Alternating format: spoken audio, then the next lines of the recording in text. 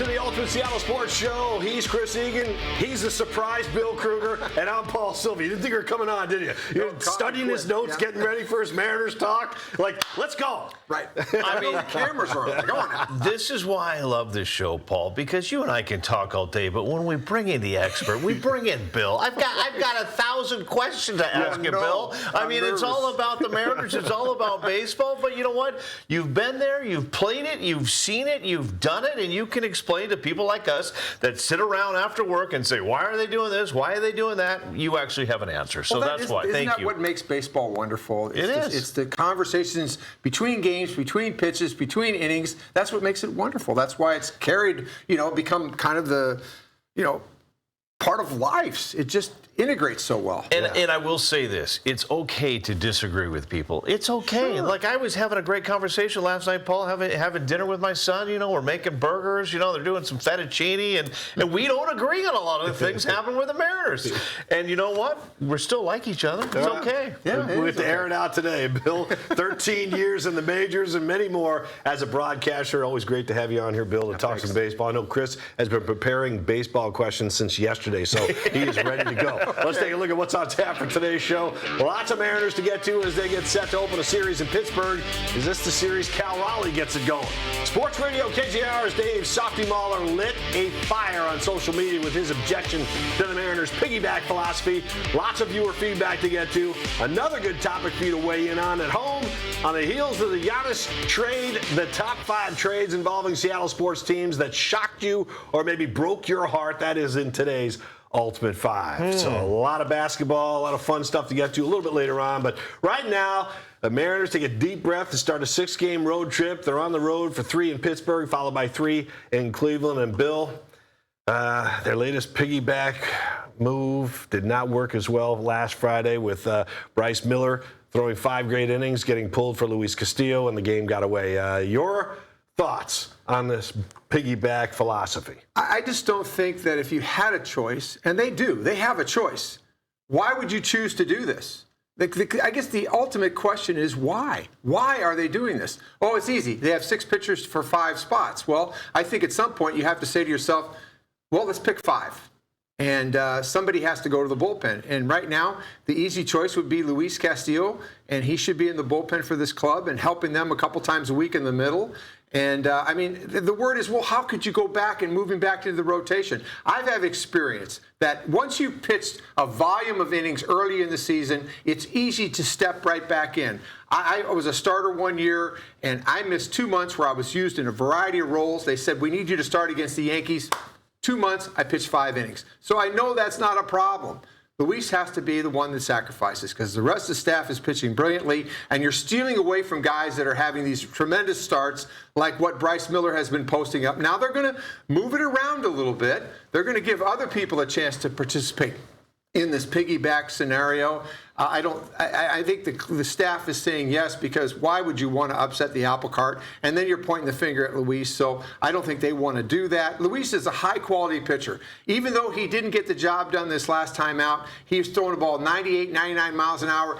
His stuff is still there. But Miller is pitching better than anybody in baseball. So every game you're taking him out when he's shutting people out or giving up 1 run, as he did against Boston, into the 6th inning, only 1 run or 5 innings. It's just you're stealing away from brilliance, and you're taking a game that's right out in front of you because you have to let the game play out in front of you in live time. When a guy's dominating, why would you take him out?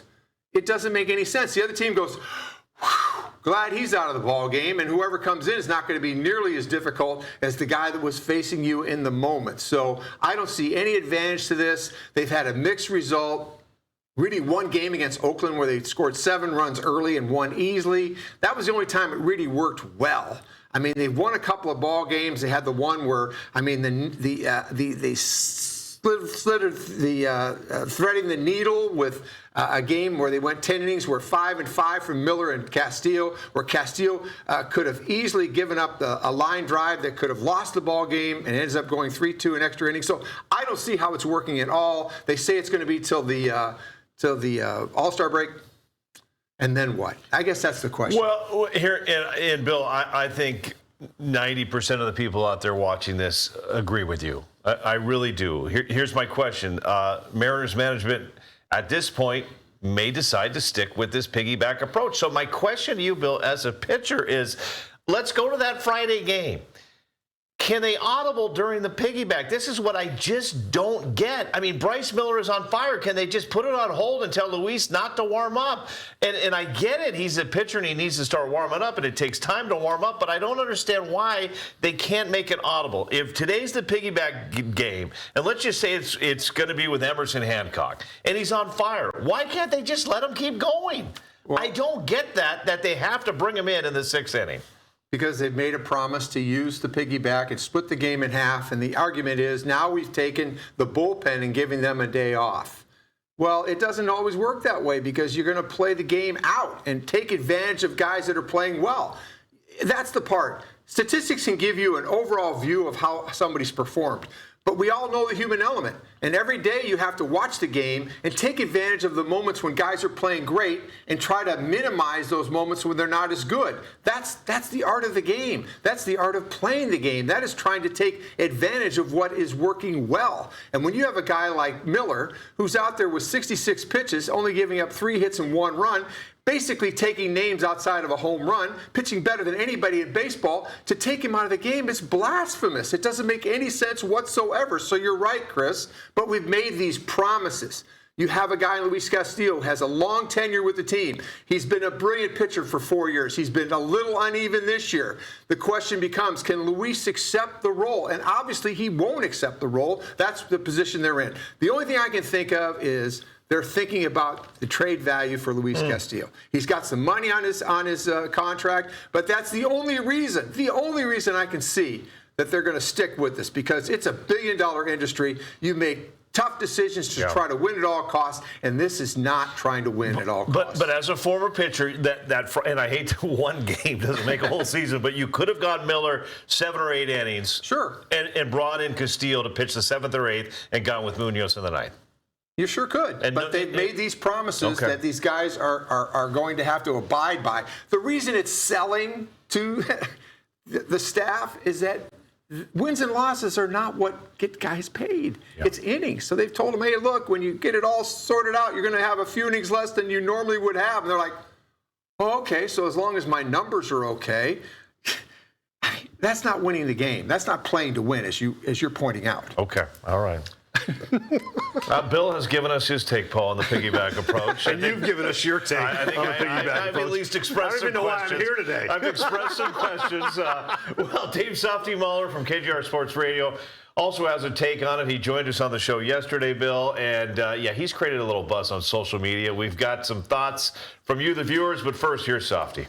You mentioned the piggyback thing there, Chris, and you played the little clip there from Bryce Miller coming in, and my blood pressure is just going up exponentially by the minute hearing that stuff from Bryce Miller, because let's not overthink this, all right? If we're trying to interpret what Bryce Miller is saying there, let me give you a hint. He's pissed is what he is, okay? This is the 3rd time now that Bryce Miller has looked phenomenal against the White Sox, against the A's, against the Boston Red Sox, and they've yanked him. And clearly, you're dead on, by the way, Chris, and what you said earlier.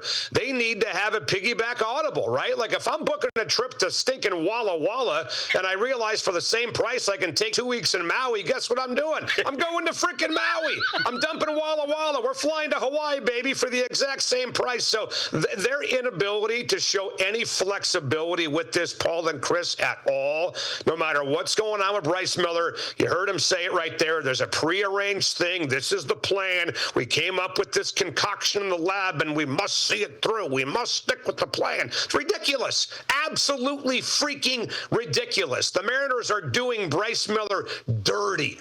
Big time dirty right now. You pitch like that, and you stay in the game. End of freaking story. That's it. That's all. It's driving me nuts. Well, Softy certainly on fire. And as we stay with that topic, I want to get right to the viewer feedback. C Smooth, Softy is right, Bryce is right, analytics, front office, and pitching staffs are wrong. Marla Marsh responds saying, exactly, but I don't think a lot of people understand the analytics of this and blame Dan for all of it. Interesting.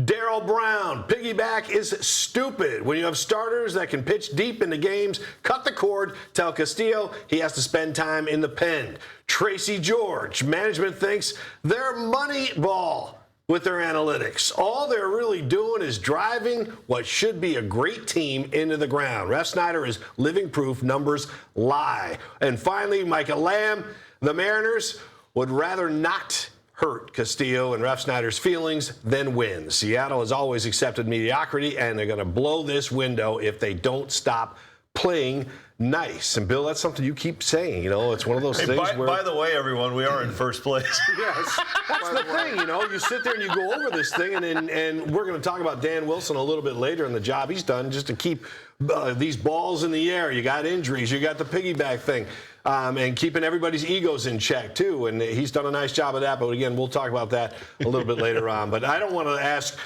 Chris especially, but you, any more about the piggyback? Or can we move on to another topic here? That's fine. All right, the Mariners avoid Paul Skeens this week in Pittsburgh. George Kirby is going to get the start, followed by Brian Wu and, of course, Bryce Miller. But, you know, we talk about some of the guys that have been pitching really well for this ball club. And, Chris, you and I talked about it yesterday. Logan Gilbert, the American League Player of the Week, 2-0 with an ERA of 1.35 and 18 strikeouts over the two games, holding opponents to a batting average of 116 in those two starts during the week. Outstanding. Yeah, on Sunday, Gilbert was dialed in, especially with that four-seam fastball, Bill. 68% of his pitches he threw on Sunday were four-seam fastballs. I want to get your thoughts on that in a sec. Gilbert talked about using the fastball more and explained why it's working for him. The usage has gone up a little bit the last couple of games, and when we see it, if it's working, just trying to get good counts right away. You see guys like Wu do it all the time, Bryce, guys with really good heaters trying to just use it, make them swing, and then kind of opens up the secondary stuff later too. So I think Cal is doing a good job of reading where we're at, and if it's working, just keep going with it. Especially with the fastball, you kind of have to be that way. So even if it's not great, you got to be very aggressive mindset and everything. But when it is working well, you want them to be on their heels. You want them to get two strikes as quickly as possible and really just like set the tone and stay on the gas. All right, seems like they found something that's working right now, getting two strikes with a fastball, then they're mixing in the 80-mile-an-hour curveball. It's just it seems like things are going well for Logan Gilbert right now. Yeah, this is a nice adjustment, whether it's Cal or, the realization that Logan had. He had an extra couple ticks on his fastball these last two turns. Over 50% the previous start against Baltimore. He was brilliant. Then he took it back to the Boston game and just said, here I am. You can't hit my fastball. And he's got the bag of tricks behind it that you don't get to see till you get to two strikes. So this is, I think, a tremendous adjustment. I've talked about in the past about Gilbert living in the 30s on his fastball percentage. He's got a big arm. He's got a lot of carry to his fastball. He's late down the mound, so it's hard to pick up. I've always said this guy could be a Cy Young candidate if he could just get his fastball usage up, and look what's happened. He's now using his fastball at a high level. Cal Raleigh has to be a part of that. He's encouraging it because he's calling the game.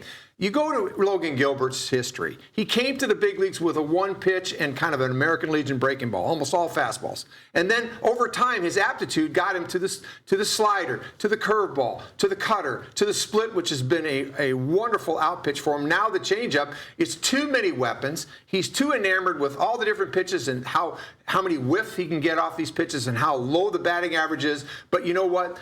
The calling card is the fastball. And using your fastball sets the table for everything else. Plus, his pitch count gets dampered down a little bit because he gets more early count swings, gets more balls in play. He's still going to get his strikeouts. I think this guy, his enormous potential can be realized by using his fastball more. Now, what he has to do is say to himself, even when I don't have 99, if I can fine-tune my control a little bit, stick with the fastball, stick with trying to pitch a little bit more in and out, not just letting it rip at the top line. That's what's going to allow him to become one of the best in the game.